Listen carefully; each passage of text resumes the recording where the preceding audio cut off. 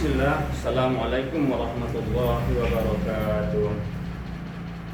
Alhamdulillah wahdah, salawatullah wa salamuhu ala khatimil anbiya wal mursalin, habibina Muhammad wa ala alihi wa ashabihi wa man tabi'ahum bi ihsan ila yaumiddin.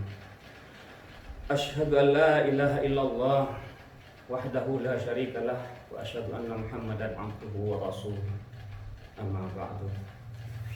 Kaum muslimin, kaum muslimah yang mudah-mudahan tetap berada di bawah naungan maghfirah Allah Subhanahu wa taala. Alhamdulillah, pada hari ini kita masih bisa bersua, bertawasau bil haq, bertawasau bis sabr, mengkaji ayat-ayat Allah Subhanahu wa taala. Al-Quran itu bukan benda mati. Ia bukan sekedar kata-kata, deretan lafaz dalam tumpukan kertas-kertas yang bernama Al-Quran. Quran itu ruh. Quran itu hidup dan bisa menghidupkan jiwa yang mati, menghidupkan kalbu yang gersang. Al-Quran itu adalah ide langit yang akan selalu membumi dan mengaplikasi.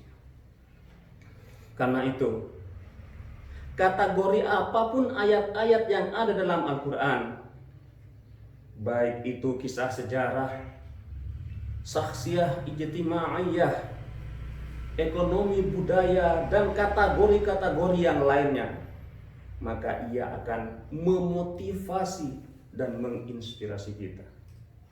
Karena itu, ayat Al-Quran adalah motivator. Ayat Al-Quran adalah inspirator yang akan selalu hidup dan membumi. Allah Subhanahu wa taala berfirman dalam surah Al-Hasr ayat 21. A'udzubillahi minasyaitonir rajim. Lau anzalna hadzal qur'ana ala jabalin la ra'aitahu khashi'an mutasaddian min khasyatillah. Andai kata kami, kata Allah, turunkan Al-Quran itu di atas sebuah gunung, maka engkau akan lihat gunung itu akan tunduk terpecah belah karena takutnya pada Allah Subhanahu wa ta'ala. Quran Surah Hud ayat 42 sampai 43 bercerita tentang kisah Nabi Nuh dengan putranya, yang kemudian dalam tafsir Al-Qurtubi Al-Jami'ul Ahkamil Quran diidentikan bernamakan. Disebutkanlah bahwa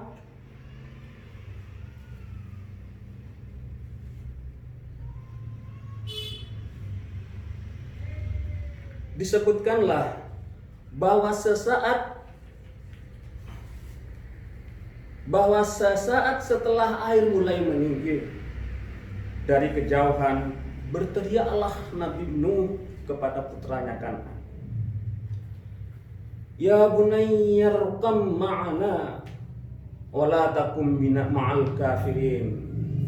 Wahai anakku, mari naiklah bersama kami ke atas perahu ini, dan jangan engkau bersama orang-orang kafir. Kemudian dengan lantang Kan'an menjawab, Sa'awi ila jabali ya'simuni minal ma'. Aku akan pergi berlindung ke gunung itu. Sa'awi ila jabali ya'simuni minal ma'. Aku akan pergi ke gunung itu untuk melindungi diri, yang pada akhirnya nanti ya'simuni minal ma', aku bisa terhindar dari bahaya air bah itu. Namun kemudian apa yang terjadi?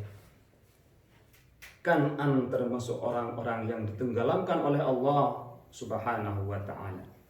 Fakana minal mugharraqin, bahwa ia adalah termasuk orang-orang yang ditenggelamkan oleh Allah Subhanahu wa ta'ala. Satu di antara ide penting yang ingin dikemukakan oleh ayat ini adalah kepongahan intelektual yang bermuara dari hati yang sombong. Begitu air mulai menggenangi, mulai meninggi, Kan'an melihat di sana ada sebuah gunung yang kukuh dan tinggi. Ia menalar bahwa gunung itu ada harapan untuk bisa selamat. Dalam gunung itu ada harapan untuk bisa menghindari diri dari genangan air bah.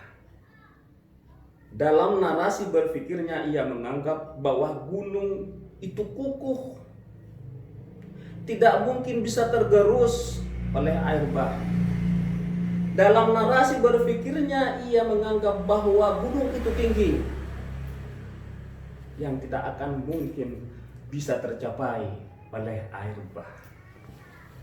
Namun apa yang terjadi? Logika berpikirnya yang rancu dan congkak itu membawa dia pada episode sad ending. Ia mati bersama kesombongan dan kekafirannya. Bicara tentang kepongahan, iblis adalah dedengkotnya. Iblis dicipta dari api. Dari sinilah ia kemudian membangun keangkuhan dirinya. Sadar atau tidak sadar bahwa kesalahan dan kebodohan terbesar yang ada dalam pikiran iblis itu adalah ia merasa bahwa asal muasalnya adalah lebih baik daripada orang lain, lebih baik daripada Adam. Dengan dalih itulah ia menolak kebenaran, ia enggan untuk sujud pada Adam alaihissalam. Surah Al-A'raf ayat 12 menegaskan hal itu. Allah bertanya kepada iblis, "Ma mana'aka alla tasjuda idza amartuk?" Hai Adam, hai iblis, apa yang menghalangi engkau untuk sujud kepada Adam ketika aku memerintah kamu? Iblis menjawab, "Ana khairum min." Saya itu lebih baik daripada Adam. Khalaqtani minan nar. Engkau menciptakan aku dari api. Wa khalaqtahu minat tin, dan engkau menciptakan Adam dari tanah.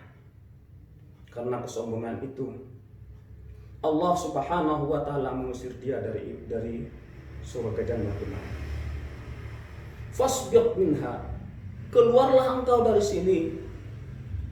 Fama yakunu anta takabbara fiha. Sesungguhnya tidak ada tempat bagi orang yang sombong dalam surga ini. Fakhruj innaka minas saghirin. Keluarlah engkau, karena sesungguhnya engkau adalah amat sangat hina. Bapak Ibu sekalian yang dirahmati Allah, jika kecongkakan iblis itu didasari karena asal muasalnya, maka Fir'aun lain lagi ceritanya. Kecongkakan Fir'aun berangkat dari adik kuasa, dari soft power yang ia miliki. Di saat dia berada pada puncak kekuasaan, dengan pongah ia berkata, "Ana rabbukumul a'la." Aku adalah Tuhan kalian yang maha tinggi. Namun ending ceritanya, ia mati dengan kesombongan dan kekafiran. Dari dunia purba beralih ke dunia temporer. Dunia purba dan dunia temporer berbeda kemasan. Ceritanya, substansinya sama. Kesombongan, kecongkakan, kepongahan, keangkuhan, arogan, dan lain sebagainya. Dulu zaman Nabi Nuh, harapan selamat dari bencana, harapan hidup itu bertumpu pada sebuah gunung. Sa'awi ila jabal ya'simuni minal ma'. Aku akan pergi untuk melindungi diri ke gunung itu.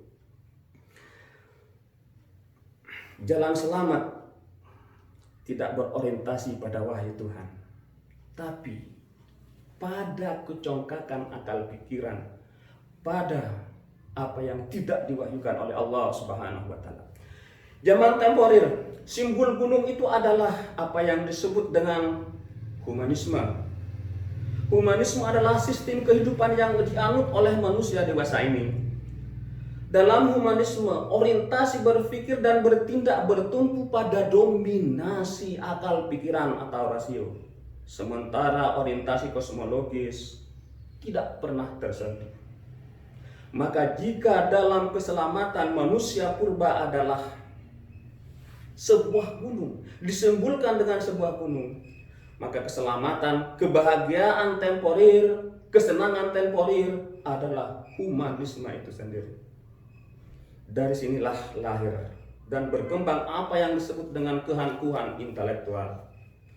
Nah, seiring dengan berkembang dan majunya ilmu pengetahuan dan teknologi, ada teknologi informasi atau revolusi 4.0 dan lain sebagainya.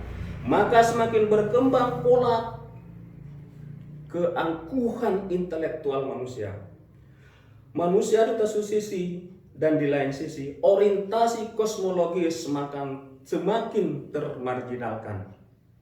Menyebut sebagai satu contoh, dalam memperingati 70 tahun berdirinya negara Cina, Presiden Xi Jinping dengan pongah berpidato bahwa tidak ada kekuatan yang bisa mengguncang fondasi negara Cina, katanya. Maklum, kekuatan ekonomi Cina tidak pernah tersaingi.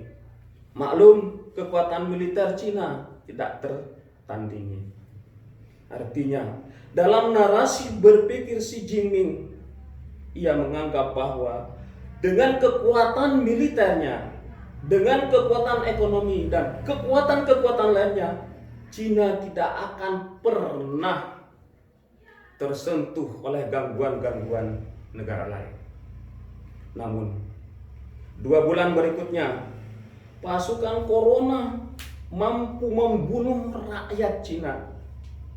Pasukan Corona mampu memporak-porandakan fondasi ekonomi Cina. Tank-tank canggih tidak mampu untuk melindungi rakyat mereka dari serangan pasukan virus itu. Bukan hanya Cina, seluruh jagat ini harus tunduk di bawah hegemoni virus itu. Tidak punya nyali semuanya dalam menghadapi itu, termasuk negara kita. Terakhir, Rasulullah Shallallahu Alaihi Wasallam bersabda, "La yadkhulul jannata man kana fi qalbihi mithqala dzarrah min kibir." Riwayat Ibnu Huzaimah.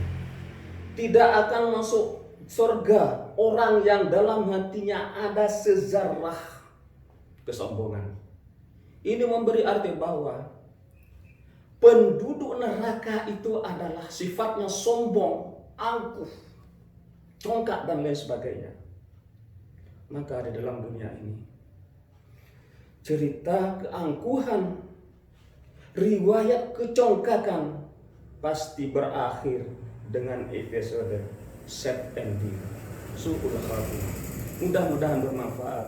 Assalamualaikum warahmatullahi wabarakatuh.